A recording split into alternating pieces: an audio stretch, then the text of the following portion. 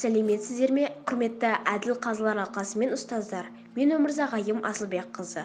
Абай қаласының Нұркен Әбдіров атындағы Тірек мектебі ресурстық орталығының 8-ші А сынып оқушысы Мұхтар Әуезовтың 125 жылдық мерейтойына орай ақынның біз отбасымызбен бірге оқыған еңлік кебек шығармасы жайлы сыр шертеміз. Қазақтың заңғар жазушысы, қоғам қайраткері Мұхтар Әуезовтың шығармашылығы 20 ғасырдың қайталанбас тұлғасына айналды.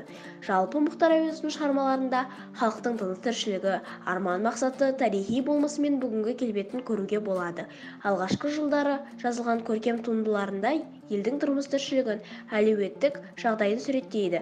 Шығармаларында жазушы адам әрекетінің әлеуметтік қоғамдық жағдайларымен байланыстырып, кейіпкерлердің психологиялық иірімдерін, халық тіршілігін, ұлттық сипатын шебер суреттей білген. Бүгінгі талқылайын деп отырған тақырыбымыз ақынның еңлік кебек трагедиясы жанры жазылған шығарма.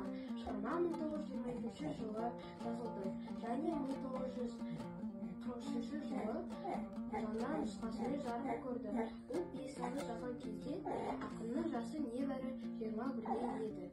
Бүгінгі күнде жыр түрінде жеткен еңлік кебек дастанының 2 нұсқасы белгілі. Негізінде еңлік кебек шығармасы 2 жасын махаббатын жүретін шығарма. Еңлік пен кебек туралы оқиғалар болған 18 ғасырдан бастап ел арасына кең тараған. Алғашқы жазба дерек 1892 жылы Дала Алайырды газетінің 31 және 39 сандарында жарияланған. Еңлік пен кебек оқиғасының сюжетіне шәкәрім ақын поэма арнаған.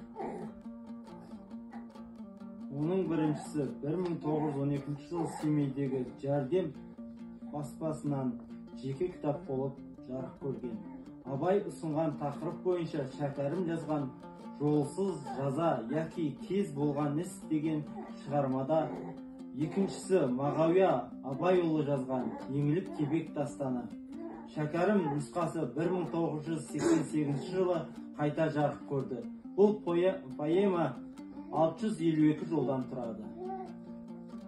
Біз отбасымызбен Мұхтар атамыздың басқа да шығармаларын сүйіп оқимыз. Шығармалар байырғы қазақи сөзге жазылған. Ұлы тұлғаның шығармаларын оқысақ өмірімізге жаңа қырлар ашылады. Ойымызға жақсы қасиеттер сіңіреміз.